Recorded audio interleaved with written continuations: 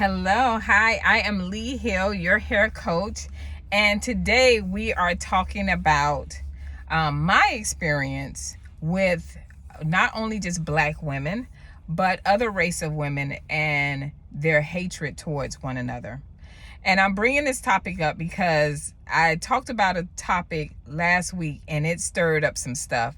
And one of the things I noticed a lot of you were saying was like, yeah, but it's not just Black women. And I know it's not just Black women. And I know the message is polarizing. And I know it's like, wait, what? And you had to watch the video. But what I'm speaking about is my experience with it, right? And what I've seen, and I've seen a lot because I was in the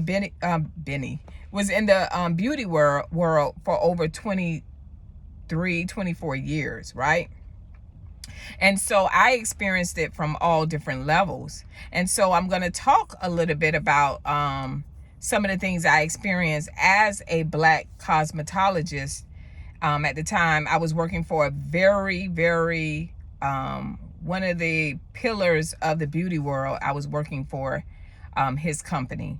And I became a platform artist, and I became also, we traveled a lot. And then I was so good at it that I became a regional brand manager for this company. So I was over the Southeast region, and which was really cool. But now, when I went out, when I started, because we would go to different places and we would teach on not just the product, but of course, y'all know how I'm big on hair care and everything. I got this thing here. I hope y'all can see. I was like, it's too much light.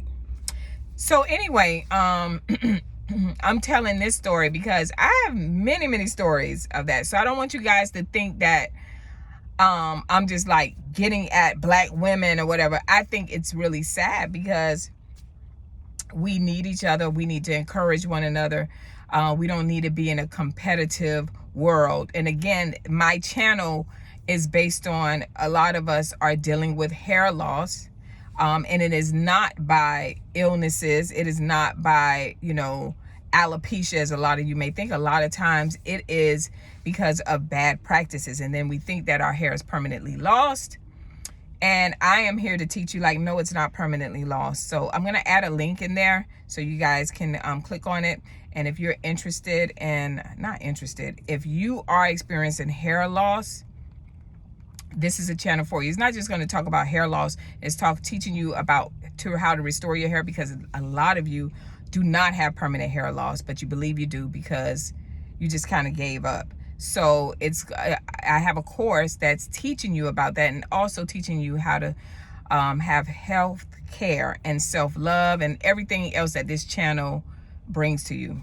But anyway, let's go back to what I was talking about. So I became when we started out, it was like 15 of us, right? 15 to 20 of us. And of course, I was the only Black girl. Now, mind you, all through my career, even through beauty school, when I went to beauty school, and here in Miami, Florida, where I'm born and raised, I went to an all Hispanic school. I was the only Black girl. And they taught 30 minutes on relaxes and Black hair, period. It was 30 minutes out of a 12-month program, which I graduated early because I love hair and I was passionate about it at the time. So, but I just want you to understand what I dealt with all along. But they were like, oh my God, our hair is difficult. They would teach all these different things. And so all my life, all my journey going through the beauty in the beauty world, I've seen the hatred.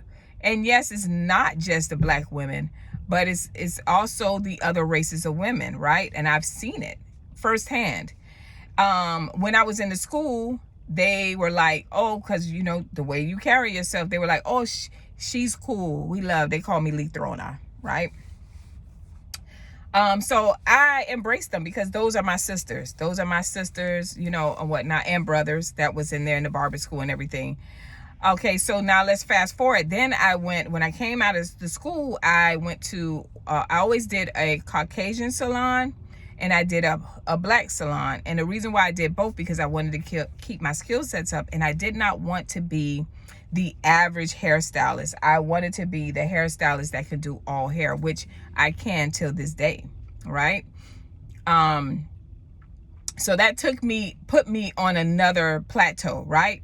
So let's fast forward now. This is going towards the end of my career as a cosmetologist, right? And I work for this company. And so I became a regional brand manager, and we would have teams where we would have to go to maybe Chicago or ATL or different places, and they would have these hair shows, New York or whatever, and we would have to, you know, put on a show, educate the hairstylist, the cosmetologist there about the product, and also about hair care and different things like that, hair loss, right? So we would have these teams, and I would have to create how the curriculum is going to go and different things like that. And before I became the regional brand manager, everybody loved me. I was the only black girl. Always remember that I was the only black girl. And everybody else was Caucasian. And they were cool with me. And I made some great friends. But when I became that regional brand manager, honey, oh, how the real colors come out. I was like, whoa. And so I had this one particular girl. She was younger than me, because I think at the time I was about 39 years old. So she was young, fresh, or whatever, but she could teach. She had skills that out of this world. We all had different skills. Mine was, I was a cutter. She was like a colorist, and I can color too, but she had this, like that Disney anime, like she was skilled. She had skills, right? Young girl. But when I became she had to report to me, and she had to, you know, she had to work up under me. She didn't like that. She didn't like that at all. And before, we were cool. You know, we would go out, do these shows, we would stay for the weekend, we come back, and we all grew a relationship, or fun relationship, or work relationship, whatever, however you want to call it. But when I became a leader, all the things start changing. You know, people start having issues with you and such and such. But I respected her because she had enough to just tell me, hey, I don't think that you should have got that position. I think that you got the position because you were the only black girl, and because you carry yourself, you don't carry yourself like the typical black girl. She said that. So listen, y'all, when I'm telling you about situations or whatever, it's not that I'm going after this person or this group of women or whatever. I'm talking about my experiences. And I love the fact that you guys tell us about your experience. And listen, I just want to say this real quick. Do y'all know that video, it was 54% of men that tuned in, that watched, and that commented more than the women. So that, to me, I was like, whoa, because I was like, that opens up a whole nother worm of things that men go through, the same thing that we go through, especially our black men. That's just what it is. We live in a society where we go through a lot more than a lot of other people. I don't care what people. I'm just talking about my experiences, right? So anyway, I'm sorry, I'm like looking around because I'm like, wait, is it time for me to go back in, go into work? So anyway, the young lady told me how she felt, and I said, so you don't think it had anything to do with the skills? Where she said, no, it was. She said the same thing that my other women said, that, oh, you know, because at the time I had a mohawk and I had like purple hair. It was like purple and black, and you know, she said, oh, you have the gift of gab. And I said to her,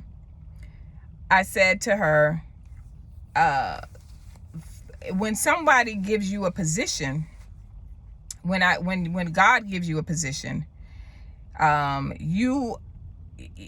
he gives it to you, you are able to do it. You may not be able to do everything, but you're prepared for it. And I told her, I said, I don't think that's necessarily true. I'm like, at that time, I think I was like 15 years old. I said, I'm a lot older than you. So I have a lot more experience, and I've been in this arena, and I've always been in leadership. But I don't have to explain myself to you. And I think that it's pretty racist and disrespectful for you to say to me that the reason why I got this position is because I don't really carry myself like the average black person, or the fact that I got the position because the way I dress and the look. I like to think I got the position because I exude that plus the skill set to do the job, which I have been doing pretty well. Okay. And so, but I do respect people that just say, hey, this is how I feel, this is how I feel or whatever. So I brought this message to you because I want to say, even to everyone, we may point out the bad in others and in ourselves, but it's not to point it out to say, oh, look at them, we're better or whatnot. It's to point it out to say, hey, that's an issue. Maybe we should talk about it. Maybe you as a person, maybe you're the one that feel the way that young lady did, or the women at my job did, right?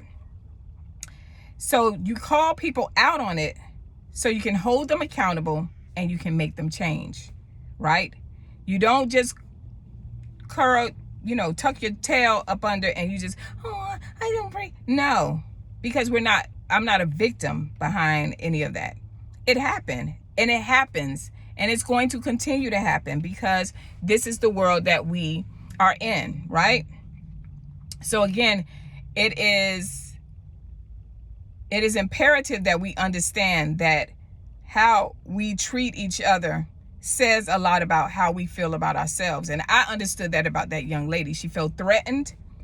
And I have a very strong personality when I come on the scene. And I always think about my mom. My mom is no longer here. She passed away in 2008. My mom and my stepdad. And I remember when we used to do plays, how you do plays in school, and I played the main role, right? I was Daisy. Y'all remember Daisy, I'm in love with you. I'm half crazy. And she drove on the 2 bicycle and the guy was riding or whatever. So I played Daisy and I was so afraid, which Daisy didn't do anything but sit on the bike. And my mom said to me, well, what you worry about? She said, they all have to wipe themselves. That's that whole Bahamian thing. And I was like, huh? She said, everybody in this room have to get up and go in the bathroom and wipe themselves. And at the time, I was a kid. I was like 6th grade. I'm like, what is this lady talking about?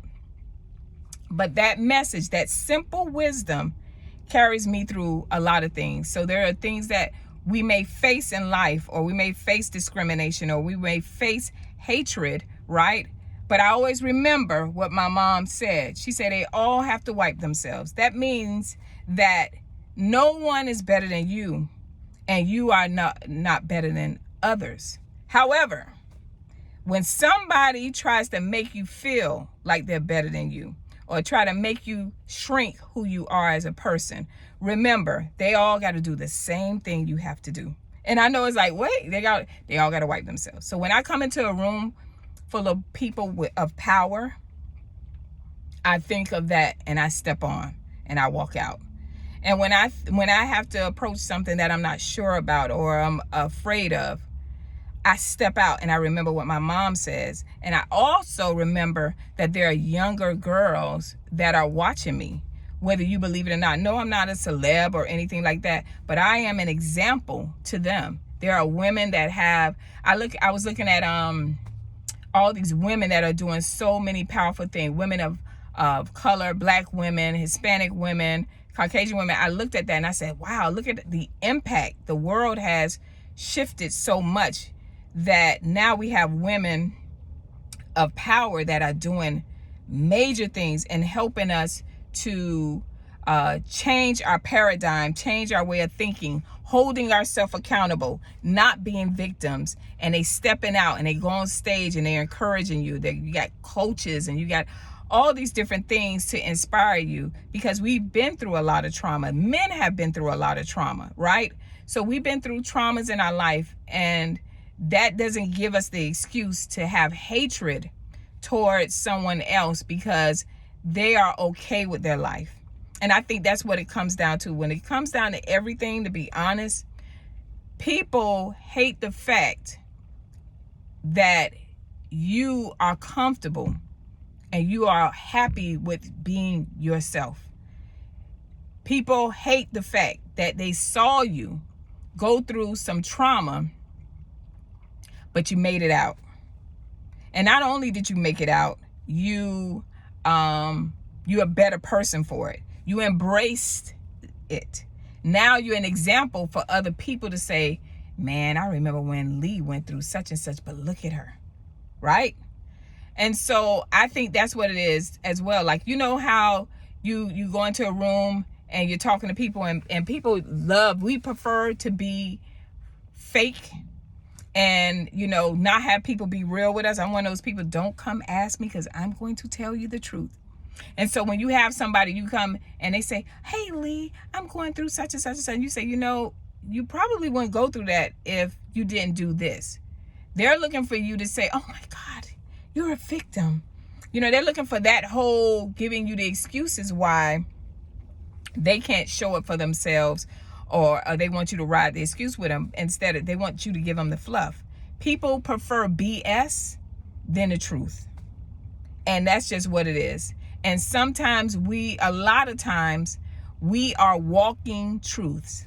Because if I went through the same thing that you went through and I made it out and I'm shining and I'm doing my thing and I'm taking care of myself and all those different things, and you're not, you're going to hate me because I am an example. I am a conviction for you that you don't have an excuse not to get up and do what you need to do. Period, point blank. So that's really what it comes down to. It comes down to the fact, why is she so comfortable and so happy within herself? How can I get like that? And they want that. And those same women that I told you about in the first video that everybody has commented on, it got like over 10,000 views and it has so many comments. Those same women, when I come in, they say, hey, Lee, what product can I use for such and such? Now, these are the same women that told me that I've carried myself this way or whatever, but they needed me. And so what I understand is I don't hate my sisters. I love them. And I understand that that's an issue that they may have. That's an insecurity that they may have within themselves. But if I showed up and I show them love and kindness and understand that that's a pain that hasn't healed yet within them, I will be okay. Because it's not me. It's not going to affect me. It's not personal, right? But I have to be the example even to them, even though they think the way they do, even though they said what they said, I still have to be a righteous example to them and show them like, man, I had that girl all wrong. She is so not that person, right? And even if they don't think it, that's on them. I'm not going to lose no sleep. I promise you, I got 8 hours of sleep. But I just wanted to just tune into that understand that, yes, it is all race, a lot of women that have this issue. We are catty. We have self-hatred. And so that self-hatred fumes over to others. So we have a lot to contend with. But I am a believer to call it out. Do you come and offend me? You come and say something, I'm going to call you out. I called them out there, and I'm telling you, sometimes you got to call that spirit out of that person so they can be like, even if they hate you or they angry, like, oh, it's not like that or whatever. Even if they hate you for it, trust me, they're going to go home and they're going to think about it, because that has happened to me many a days. And I was those women. I had self-hatred. I was the one that gave the little slick, funny jokes that was really a jab at you. It was a undercut compliment. Oh, you look cute, but you'd be cute if you would have lost some weight. I was mean. I was the mean girl. I was the bully girl. So I get it. But we have to learn to grow, and God will put you through situations, honey, that you are going to change. He will humble you. He will humble you. And so that's the same thing that goes on here. But we have to be, for me, a good example of that, no matter what race. And yes, ladies, it does happen to us from all different races of people. We go through it. However, it is how we respond and how we carry ourselves, not because of what they think of us, but because of what God thinks of us. All right. I hope you enjoy this video. Please like, share, and I'll see you guys next video.